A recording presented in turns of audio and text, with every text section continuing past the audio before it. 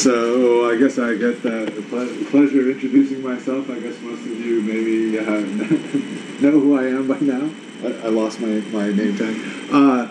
So Brendan MacLean, I've been working for the last almost 10 years. It's in August 15th will be my 10th anniversary of arriving in Macass Lab, and pretty much immediately decided to work on this thing, Skyline software. It didn't have a name back then, but Mike described it, and that got me very interested because I'd heard a lot about targeted proteomics and actually heard rumors that Rudy was really interested in SRM, and actually a number of the collaborators I was working with were working on this targeted proteomics thing, and sounded cool and seemed like it needed software, and so I was brought in to work on it. At this point, is there anybody here who's never heard of Skyline? Okay. Is there anybody here who's never used Skyline? Okay. So that even that is kind of amazing, because when we started this, maybe a third to 20% had ever even heard of Skyline. That was about 5 years ago. We started teaching these courses. Skyline had already been in existence for about 5 years. But I'm gonna introduce you to Skyline a little bit, and hopefully it'll be brief. You're going to be, so far we've done a lot of presentations. You're going to be using Skyline a fair amount to learn about this data and work with this data. And for those of you who are experienced, some of the initial stuff is going to be review, but it's going to get progressively more complicated, and the stuff that you learn in the beginning will. Even if you're like, well, I'm never going to do SRM, I just want to go right to PRM, what you'll find is what you learn on SRM data is very applicable to the other methods. And that was the great thing about Skyline, is we just kept extending it to get the data in, and then once the data was in, it was all very similar in how you interacted with it. So Skyline now, it started as this SRM tool. We were all doing SRM with triple quadrupole instruments, and then got extended to PRM first, which was pretty simple. Just like, well, we've got one triple quadrupole in our lab, and we're a leading SRM lab. We're a leading targeted proteomics lab, and we've got one triple quadrupole, and we have like 6 other instruments. So let's just see if we can do targeted proteomics with the rest of them. We had been doing some investigation of DIA, so we decided, hey, we could extract chromatograms out of those, and then eventually, actually before or about simultaneously, PRM, SRM, and DIA, or PRM, DIA, and DDA all happened within a few months of each other, and DDA is the way people have been interacting with DDA and extracting chromatograms out of the MS1 scans has been around, probably the longest of all of these. So we just were like, well, okay, Skyline can do that, because at heart, Skyline is what I call the chromatography-based quantification. So you can see, just on. Yeah, so down here is the 3-dimensional space that we're typically dealing with in mass spectrometry of intensity, which is ions per second, as Mike explained earlier, mass to charge ratio, the M over Z that we've been talking about, and then retention time. And in this case, what's being shown here are full spectra being acquired over time in a cycle, and then extracted out of here are the chromatograms. And a triple quadrupole is still exploring this same space. It just happens to collect each point separately. And then in the end, what we end up with in Skyline is a set of chromatograms that look like this, where we're taking slices out of this, mass to charge points in this 3D space, and then we use the area under these curves as a proxy for abundance of the peptides. When I think about the 4 methods, I tend to think about this 2x2 matrix, where we have targeted methods. So SRM and PRM are targeted methods. They require us to tell the instrument what we want to collect, and what are the coordinates, and potentially we may need to schedule our acquisition, as Lindsay has explained. And then I think of these as survey methods, where you just sort of set the instrument up with a set of general parameters, and it collects a lot of data, and then you can use the tools afterwards to query the data and explore it. But it doesn't require you to know ahead of time what you're looking for. And then these methods also have an inherent selectivity, which we'll talk about in a second. So this is the one-slide overview of the Skyline project and its growth over time. This graph sort of shows its growth over time out to about early 2015. It's nearly to the end of its 10th year in development.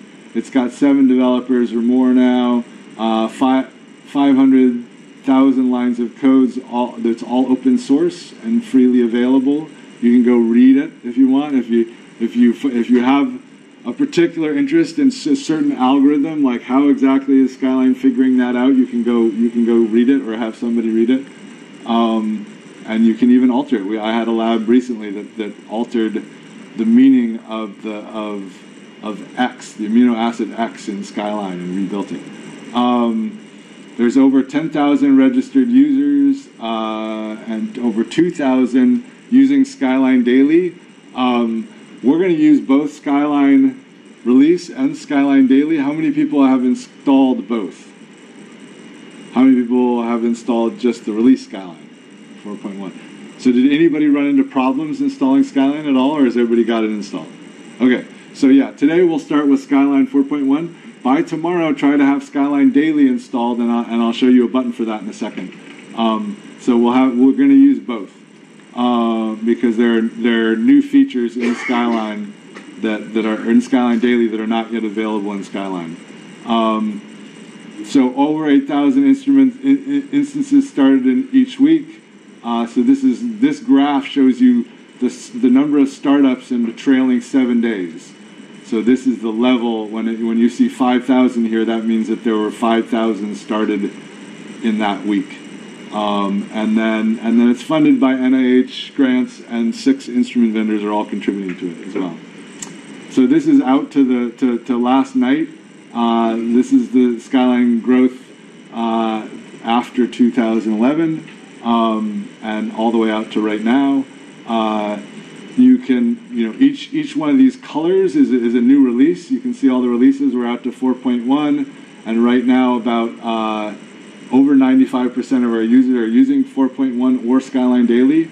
Skyline Daily is our beta release. It runs along with Skyline and just gets the newest features as we produce them.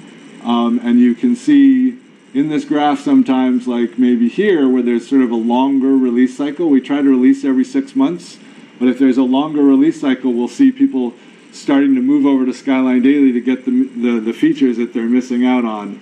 They just, there are a lot of people obviously sticking with the stable public releases like the one you installed, but there's also people, and there are labs that use exclusively Skyline Daily, and that's a testament to how stable we've been able to keep the software.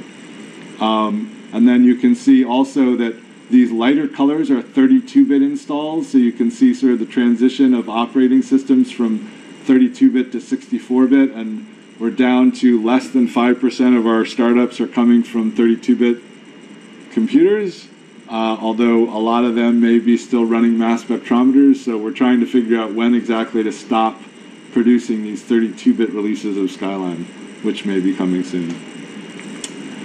This is another graph that Mike was sort of asking me about. In a certain release, he said, "Oh, it looks like," maybe it was this one. He said, "Oh, it looks like the uptake is a little bit slower than normal. It's not, we're not getting rid of all these older releases as quickly as we were." And so I decided to create this graph, which just shows the percentage of users that are using either the latest release or Skyline Daily. And so you can see that we're almost up to 95% using the current release, which I see that as a measure of success. If we'd gotten to 3.1 and then just never sort of gotten above 50% after that, that would mean that everybody's scared of our releases. Like, oh, guys, those guys keep breaking things, and I need to, we take it very seriously. You are researchers. You need to keep being able to do your work and rely on our results. And so we have lots and lots of tests, but yeah, we also monitor it. Are people happy with our latest release? We monitor our support boards. Are we getting a lot of support complaints about things? But also whether or not people are willing to take the latest thing is a big, important metric for us. So this is kind of washed out here, but showing sort of Skyline's uptake all over the world. At one of those points where I still used to go out and see maybe 25-30% of the class had ever even heard of Skyline, I had this humbling experience of going, it was 5 years into Skyline. I went to Great Britain, sat down and told somebody, oh yeah, I work on this software called Skyline, and have you ever heard of it? No. And then she said to me, well, maybe it hasn't made it over to Europe yet. And I was like, no way. I've been going to Switzerland. You can see that. Well, actually, there's this big blue spot. That's Seattle. So, which maybe just says this is website accesses. So it's just maybe says that we access our own website a lot. But it's actually the whole Seattle community, and there's a big blue spot under here, which is Zurich, and we've been working very closely with the Aerosolid lab for a long time, but it's really all over Europe, as well as India has been picking up, and we're really excited about our Far East relationship in Australia. Rudy and I were just down there in February. So really, you can go. It's becoming something of a job skill. You like learning to use Excel or statistical tools. Learning to use Skyline can get you a job. Actually, I talked to a PI in Australia who said he had a fight with his HR department because he said he wanted Skyline's experience, and they said, well, you got to say Skyline or similar tools. And he said, there aren't any similar tools. I want Skyline experience. I don't want them to come to me with some similar, experience. And so it is actually a job skill for a mass spectrometrist to know Skyline now, and it is applicable across instrument vendors. So you can move around. You can move around geographically. You can change instrumentation, and Skyline still applies. A lot. That's taken a lot of teaching to get that kind of spread here, and up to 10,000 users, which we're really proud of. Has taken a lot of teaching targeted proteomics and teaching Skyline. That it was, pretty early on that we realized that we didn't have a viral product, and we were never going to catch up with Facebook or Twitter. So we realized it was going to take a lot of teaching because people didn't know how to do targeted proteomics. So they weren't just going to pick up the software or just pick up the method without learning about it. So Rudy's lab actually started the first course of this form in 2013 in Zurich, and they invited me to join. And after that, we started one in Seattle, and they had another one in Zurich. And the design of this course, including the Get to Know You game, sort of came from that initial course in Zurich, and we've been working very closely. Those instructors from Rudy's lab have been at a lot of these workshops and courses. 2018 is kind of a crazy year. It's actually starting to look like we're, getting through it. But at the beginning of the year, when I sort of, put all this up, wow, I've committed to all this stuff, it seemed sort of just unbelievable. So the demand is growing for this. We fill all these courses, and yeah, you were usually oversubscribed. And then one of my favorite quotes from one of these courses in Barcelona a few years back was somebody after the course said, wow, I realized that I'm only using 20% of what Skyline can do. And I responded, well, we only taught you a fraction of what it's possible, so keep studying. And you're going to see even more. So there are lots of resources. We're gonna introduce you to some of them. We're gonna force you to do some tutorials in a moment, some written tutorials. But there are now 17 written tutorials, 9 of which have been translated to Chinese and Japanese. So if you're more comfortable in those languages, you can refer to them in those. And we keep writing more all the time. They're growing, as well as we started a few years back. We started a webinar series, which came out of these courses because I was traveling around, teaching material to groups of 20 to 30, and knowing that there were thousands of Skyline users, and feeling like, okay, the way we're teaching this and the material we've developed to teach this is useful to other people. And so all of these webinars are tutorial webinars. They're designed to present some material, but then also show you how to use the software, and they all have associated data sets. And so you can either work your way through written tutorials, or you can go do these webinars, and they'll be a lot like some of the exercises we do here. But you'll find maybe it's nice that when you're listening to a webinar, you can just click the pause button and rewind, and you didn't understand something. So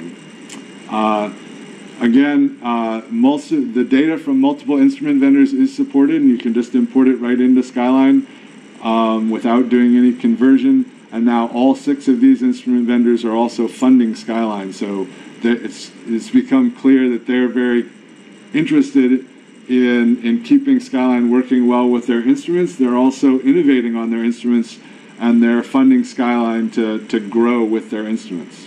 And I'll show you one good example of that really soon. This is a schematic I drew in the first year of Skyline, just trying to cover what I thought we were trying to achieve. And what I was hearing from Mike was that proteomics was capable of producing sort of discoveries, but not necessarily fully quantitative assays that could be used for clinical use. And to get between, these sort of discoveries that were happening in exploratory studies, we needed this ability to go through targeted method refinement. And the discoveries were largely coming from this DDA acquisition and spectrum matching, and now years later we've also got DIA for discovery proteomics, and that's gaining more traction. But this is still an important workflow. Is there anybody here who has not done a DDA experiment with spectrum matching? Okay, so there's some, and so, but have you never done? Is there any? You've never done mass spectrometry, or you've never? When you say never done it, you mean like never given somebody samples, or like? Never Okay. So you're not a mass spectrometrist. So you're giving people samples, and they're doing the mass spectrometry for you. Okay. So yeah. So okay. So that would definitely explain. But for the large part, most people who are doing mass spectrometry have done data-dependent acquisition followed by some sort of spectrum matching engine like Mascot or one of these, and Skyline pretty much supports all of them. And if you find that Skyline doesn't support your spectrum matching engine, you're doing a DDA experiment, just contact us, and that's how all of these have gotten supported. But we don't know of a spectrum matching engine that we don't support. So then this again is the schematic of what might go into this targeted method refinement cycle. We can have retention time libraries now called IRT libraries, spectral libraries, just broad methods, and then previous measurements which can go through this method refinement and come out with a quantitative assay. What's going on in method refinement is typically starting with just some sort of initial method, run the method on a mass spectrometer, evaluate the results, and then refinement, as you're going to hear more about, but Mike and Lindsay have already touched on, may be explorations of peptide relative abundance, how measurable these things are. Like you may be able to calculate the theoretical existence of a peptide, but is it actually measurable in your mass spectrometer? Are there degradations happening that would reduce the precision of your measurements? What's the digestion? How does digestion affect this peptide? Mike showed something about that. You may need to do scheduling, and then when you're getting really close to a clinical application, you may want to actually do optimization of parameters like collision energy and other parameters.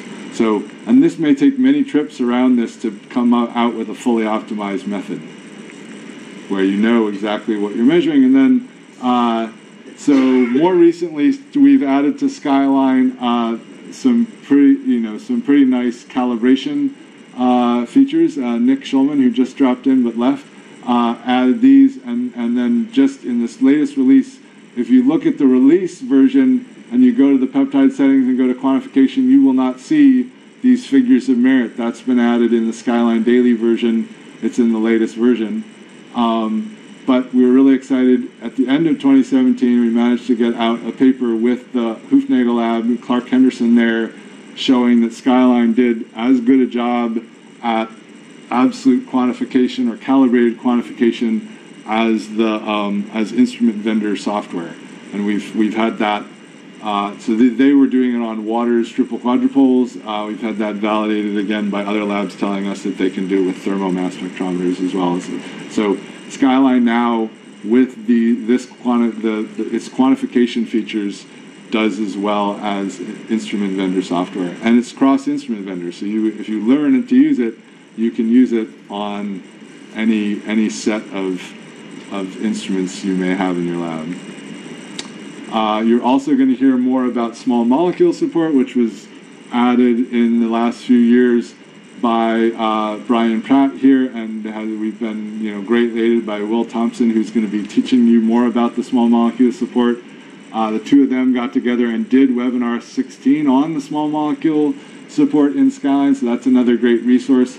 But really, it's just, what changes is in this targets view, suddenly you get molecules, but all of the other features that, like, you're going to start looking at peptides as soon as I release you from this talk, but what you learn is going to be equally applicable to small molecules if you do small molecule research with your mass spectrometer. How many people here do any sort of small molecule mass spectrometry?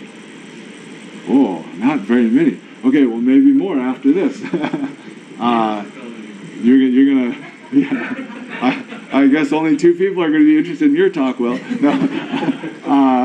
So it opens the door to doing more. I mean, and for instance, one PEP proteomics researcher I know of came up with a Skyline document for monitoring for contaminants. So he's got like 100 small molecules that he just looks at for contaminants. So if you're worried that guy with the Axe deodorant is coming close to your mass spectrometer, you can monitor all your files for that particular contaminant, and if it reaches some threshold, you axe him. So,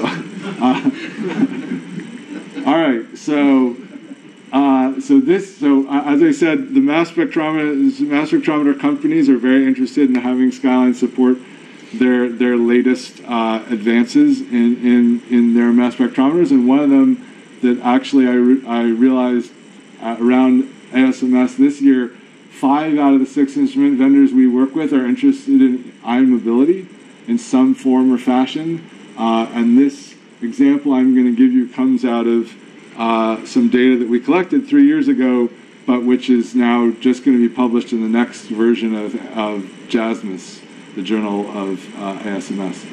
And so this is an example where without any ion mobility filtering, you see this really obvious interference from some other peptide back here that it is going to contribute a little bit. It's not completely overlapping with this one, but it's going to contribute some to this Y9 in here. So if we then, Skyline has the ability, when you're looking at full data that's extracted from full spectra, you can just click on a point and see the spectrum.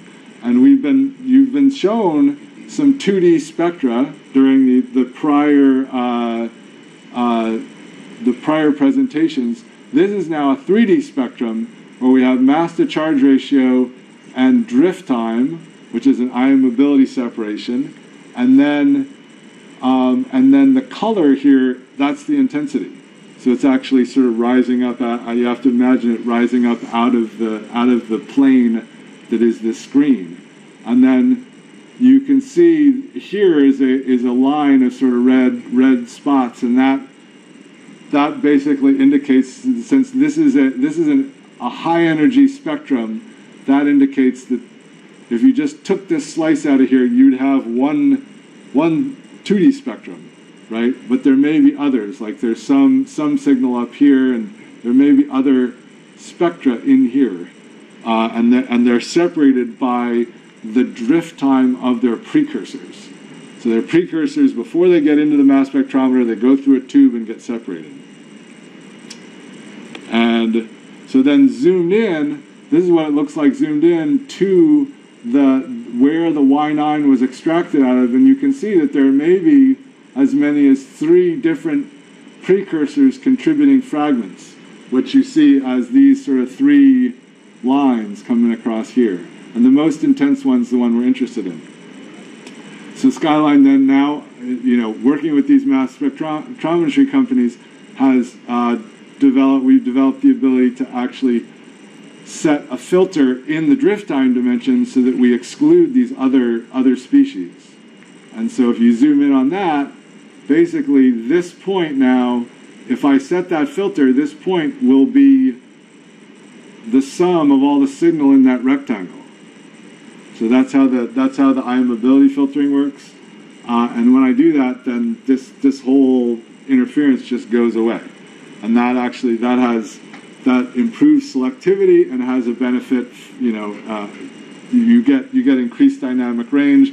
And if you want to learn more about it, you can read the paper in Jasmine's coming out.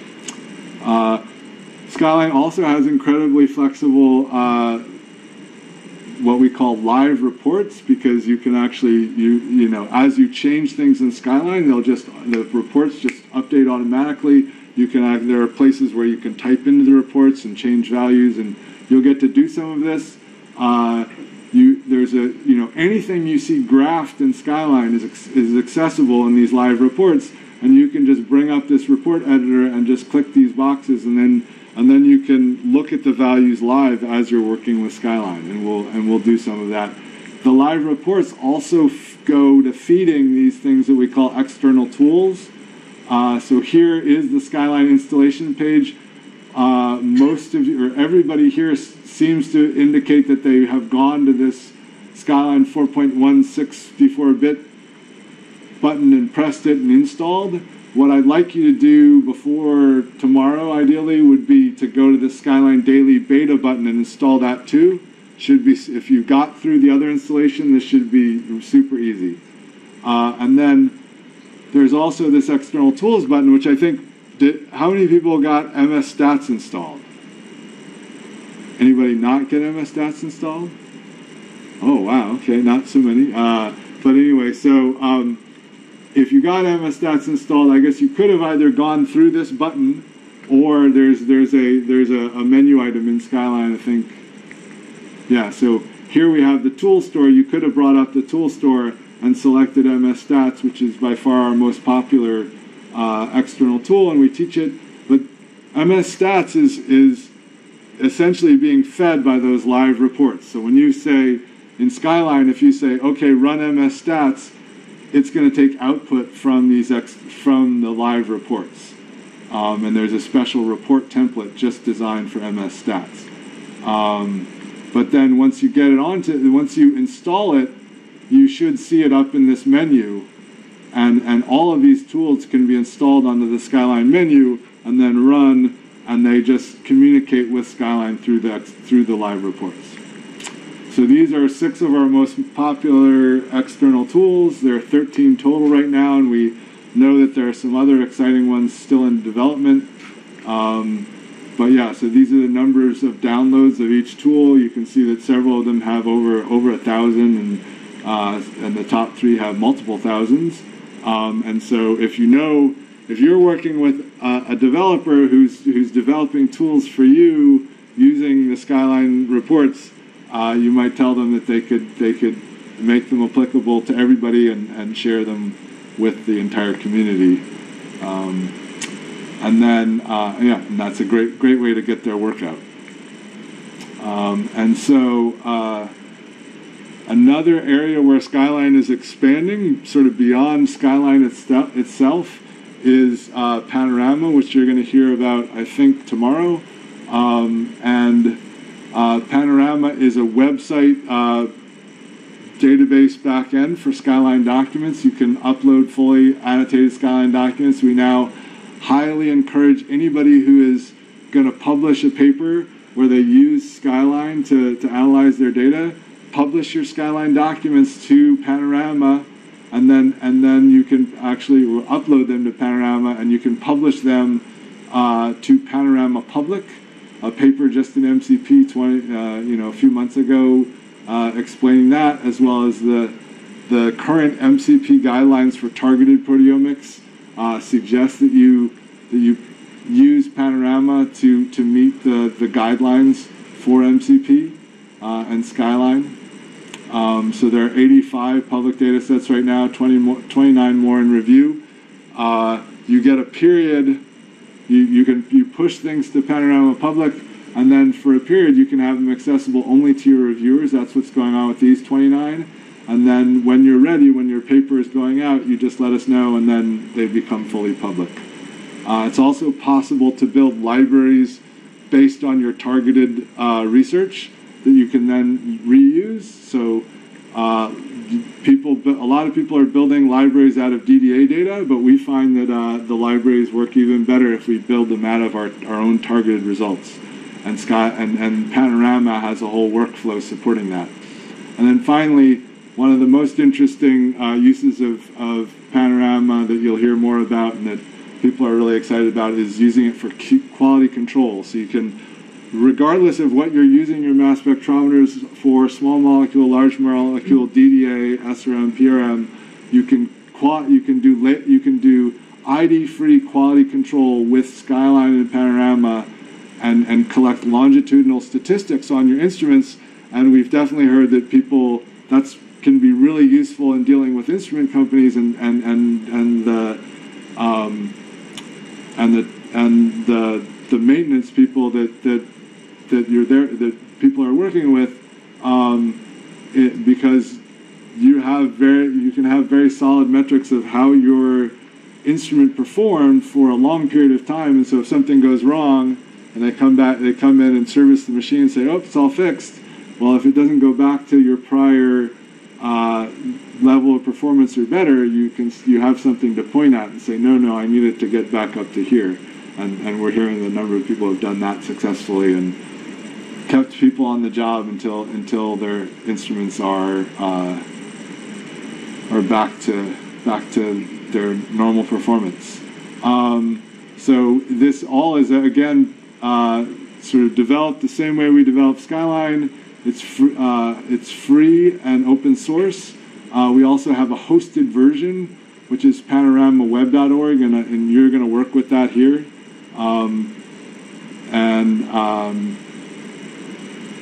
But yeah, you can go and create your own project. There are over 300 projects right now, and some large projects which basically function as a project website. So CBTAC, Links, and the ABRF, SPRG all put up what you would think of as a whole website, but it's really just a project on Panorama Web. And then there's quite a lot of data sets and a growing number of QC documents uploaded. And all of this, when you create a project up here, you control the security. So it can be as private as you want or as public as you want. And if you want to make something really public, then you would publish it out of your project into Panorama Public. And you'll learn a lot more about all of this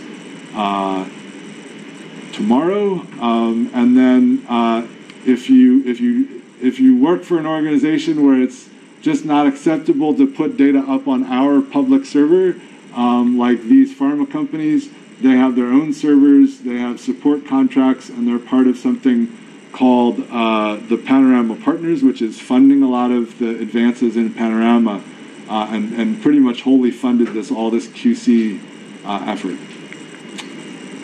This is a schematic showing Panorama with Skyline doing its refinement cycle, publishing to the Panorama database, or uploading to the Panorama database, where your data would then be viewable in a web browser, but also then again downloadable and usable in Skyline, and then you can do sort of large study statistics using R and Excel up against this database. And we're kind of running over, so I think I'm going to stop there for the moment.